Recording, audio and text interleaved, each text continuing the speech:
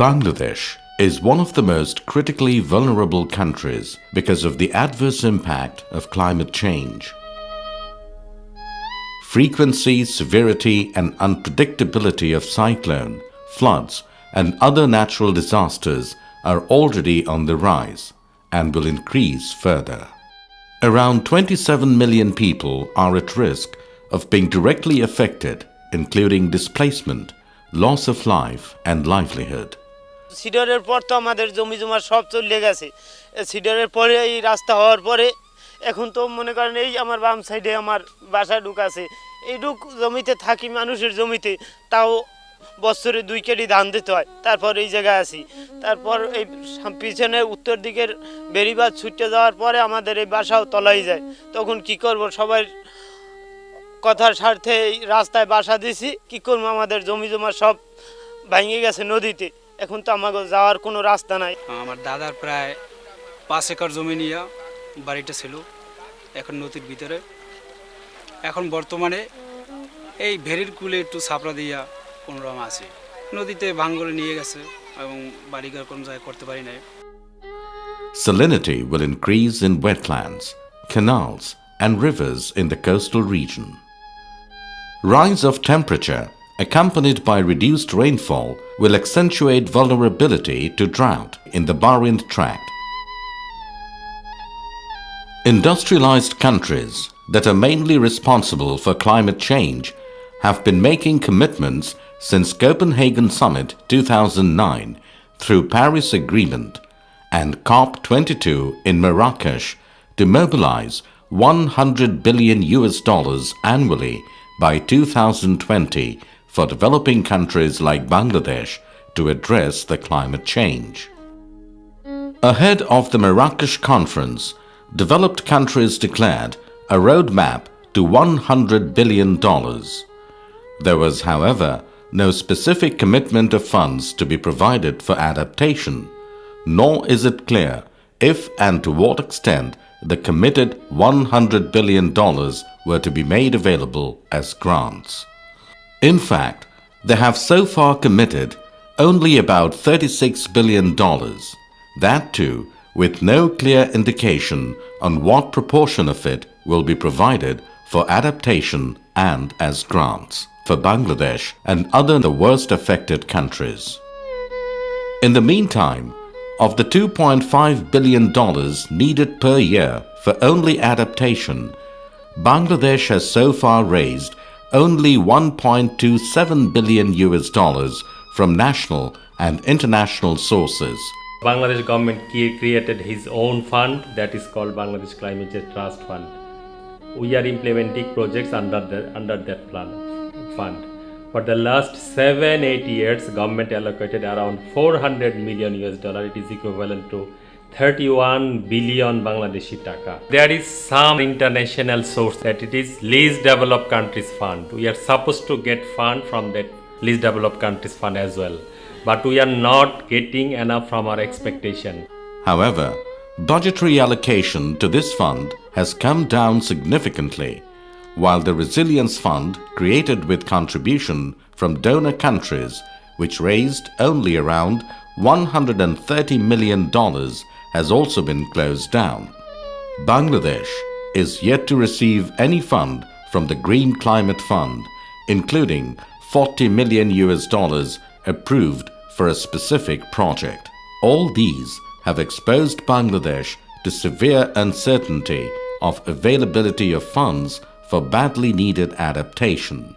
Against this backdrop, some multilateral banks are proposing loans to Bangladesh, which is unacceptable in view of the fact that rather than another round of burden of interest for the climate-affected people, Bangladesh deserves compensation in the form of grants. I don't personally accept the fact that Bangladesh should apply for loan as a source of international financing for adaptation because as we recall, in February 2012, the Prime Minister of Government of Bangladesh, who is still the Prime Minister, clearly stated in the parliament that Bangladesh will not ever receive loan for financing adaptation. So we should stick to that policy. Transparency International Bangladesh TIB calls upon the government to devote its capacity and skills to negotiate with development partners to secure grants rather than loans for the purpose of confronting implications of climate change, especially adaptation. I don't think it is proper for Bangladesh, at least at this stage, to look for loans for addressing climate change implications. Basically, because it has been a commitment of the countries that are responsible for climate change in the world, namely the industrialized countries, and they had made a commitment that the countries that are affected by climate change will receive grants as compensation for the climate change. Bangladesh and other vulnerable countries are committed to Paris Agreement, which stipulates that adaptation action should follow a country-driven, gender-responsive, participatory and fully transparent approach, taking into consideration vulnerable groups, communities and ecosystems. It is also indispensable to prevent corruption, conflict of interest, nepotism and irregularities. এই রাস্তাটা এখান দিয়ে দেবে, আমরা বলছি যে sir এখানে আর কয়দিন থাকবে, আপনারা এই রাস্তাটা টো দিয়ে আগাই দেন। এখানে রাস্তা দেওয়া যায় আর না দেওয়া হয়। এখানে এই কন্ট্রাক্টরে বলতে আছে যে আপনারা এখন যে কয়দিন বাঁচতে পারেন, এখন আপনারা এখান দিয়ে বাঁচতে হারেন নিতে হইয়ে দেন, ওখান দিয়ে আবার দেবে কতক্ষণ। এই সরকারি একটা সুলিস, এই সুলিস ক্ষতি করিয়া রাস্তা ওই তুলে নেওয়া যাইবে না। এখন আমরা নিরুপায় হইয়া এখন আমরা কইতেছি দেন, তাই আপনাকে যেখান দিয়ে দেওয়া লাগে যে কদিন বাইসে থাকতে। বাংলাদেশ পানি উন্নয়ন বোর্ডের বিভিন্ন জায়গায় কাজ হচ্ছে, বিভিন্নভাবে হচ্ছে, তবে দিনাজপুর পরিচালন ও রক্ষণাবেক্ষণ বিভাগ থেকে যে কাজগুলো হচ্ছে, বিশেষ করে বিগত ৩-৪ বছর থেকে যে কাজগুলো আমরা করছি, এই কাজগুলোর মধ্যে কোনো ধরনের কোনো দুর্নীতি নেই, কোনো রকমের কোনো অসদাচরণ নেই। আমার জমি যে একখানে যে আমার 5 কাঠা জমি, সেখান দিয়ে আমার 3 কাঠা কাটছে পর এরপর রাস্তাটা যাইবে সোজা গেলে আমার ওই জমিটা বাজে না পর ওই জমিটার জন্য আমি বইয়ে রয়েছি, বই থাকিয়া সারাদিন বইয়ে রয়েছি যে আমি ভাত খাইতেও যাই নাই। ওকে কইছি যে আপনারা এই কুল দিয়ে কাটবেন না, আপনার বাইরের পাশে আমার জায়গা আছে ওই কাটতে উঠবেন। ওরা এই রাস্তাটা এক গৃহস্থের কলা গাছ বাঁচাইতে যাই, এগুলো পরামর্শ করিয়া কলা গাছ বাঁচাইয়া ওরা রাস্তাটা বেঁকা দিয়া আমার জমিটা কাটছে। The 7th Five-Year Plan 2015 of the Government of Bangladesh has also recognized the need for efficiency in fund utilization and raised community voices through meaningful participation in climate change adaptation. Tracking about 30 climate change adaptation projects implemented by both government and NGOs, TIB has identified inadequate disclosures of decision-making and project-related information, poor accountability, low community participation in monitoring implementation, deficit of formal grievances redress mechanism, and overall challenge of integrity in this vitally important sector. What we have done so far is to try to help the government in identifying the governance challenges and corruption challenges, and on the basis of some work that we have done from the very beginning of the both projects under both the Trust Fund and the Resilience Fund is to track the process of implementation of the projects, starting from the project design until the actual implementation at the ground level, and identified various opportunities for improving the standards of compliance, standards of integrity, transparency and accountability and public participation, which are at the core of the expectation of the Paris Agreement and also our own concern.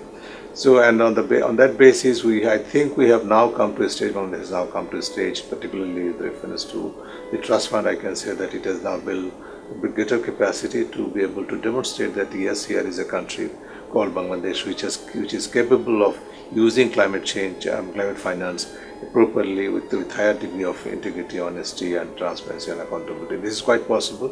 It has already been demonstrated, although we have a long way to go in achieving the desired standards. প্রথমে আমরা প্রত্যেকটা গ্রামে কি লাগবে আমরা need অ্যাসেসমেন্টগুলো আগে আমরা বাছাই করি, লিস্ট আপ করি, করে এর মধ্যে আমরা কতগুলো করতে পারবো আর কতগুলো লাগবে এর প্রায়োরিটি লিস্ট আপ করি, করার পরে যেগুলো প্রয়োজন এইগুলো আমরা ডিটেল সার্ভে করি এবং এলাকার মানুষের আমরা সাক্ষাৎকার নিই। তাদের যে কী ধরনের করলে এটা পিপুল পার্টিসিপেশন যেটা বলে, আমরা যাতে লোকাল জনগণের সাথে